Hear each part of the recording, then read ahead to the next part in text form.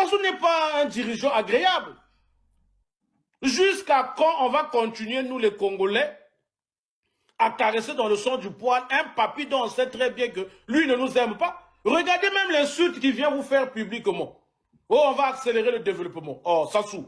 Faut pas être bête à ce point-là, même si tu n'as pas le baccalauréat.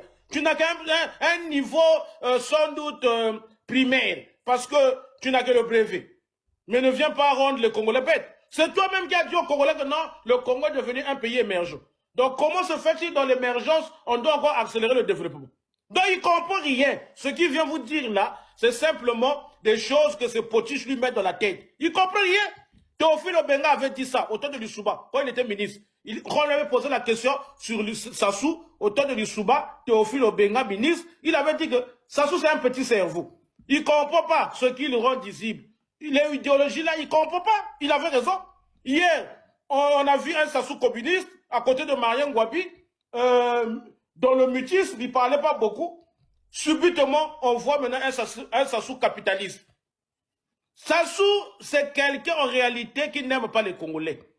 Si au Congo, il n'y avait pas le pétrole, si le Congo était un pays pauvre, Sassou n'allait même pas se tracasser être président. Il se tracasse être président parce qu'il sait qu'il y a l'argent qu'il a. Il y a l'argent qui va permettre à ce qu'il puisse embellir sa peau. D'ailleurs, moi, je me pose même des questions. Comment une femme, un homme, peut venir publiquement dire que j'aime Sassou? Vous allez aimer quoi? C'est un papy où tout est faux. Tout est faux chez Sassou. Vous aimez quoi chez Sassou? Tout est faux. Ses cheveux, Yombo, la fausseté. Sa coiffe là, sa coiffure là, c'est une fausseté. C'est une manière de cacher seulement la calvitie. Moi, je pense que le vrai problème ici là, c'est que nous ne voulons pas dire la vérité à M. Denis Sassou Nguesso. C'est ça le vrai problème. Ou quand on lui dit la vérité, on dit cette vérité-là d'une manière camouflée. La différence entre les humains et les animaux, c'est que les animaux ne laissent jamais un idiot diriger la meute. Et c'est peut-être la plus grande honte de notre espèce. Nous sommes la seule forme de vie capable de remettre le commandement au pire d'entre nous. Le plus bruyant, le plus arrogant, le plus vide. Aucun loup ne suivrait un chef faible. Aucun lion ne suivrait un lâche. Mais les humains, eux, applaudissent, déifient et défendent ce qui devrait être ignoré. Le problème, c'est que lorsque l'intelligence se tait, la stupidité prend le trône. Et elle règne avec conviction. Les animaux suivent l'instinct, nous suivons les apparences. Ils suivent la force, nous suivons le discours. Ils reconnaissent le leadership et nous confondons le cri avec l'autorité. Les résultats sont prévisibles, un troupeau sage et une société perdue. La peur n'est pas ton ennemi, c'est le signal que tu dois passer au niveau supérieur. Chaque fois que tu ressens de la tension et de la pression dans ton ventre, sache que la vie t'alerte pour te prévenir que c'est là que débute ton nouveau niveau.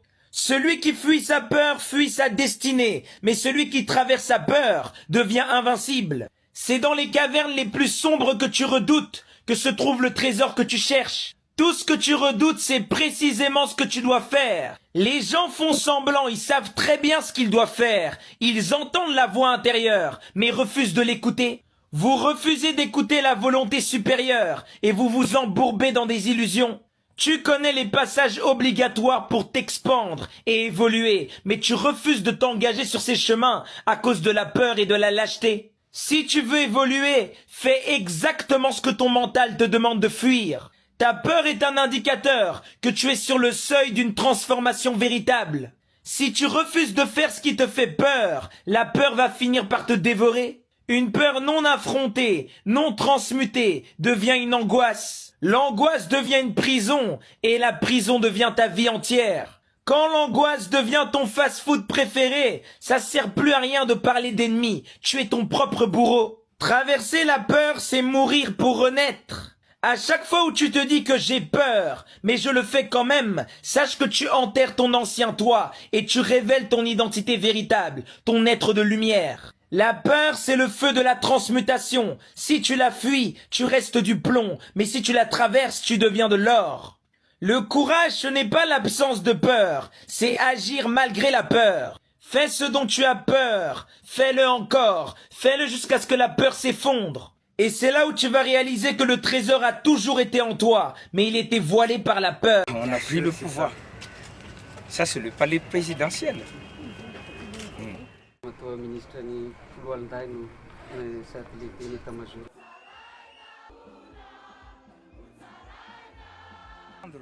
pouvoir à partir d'aujourd'hui et on dissout. On dissout.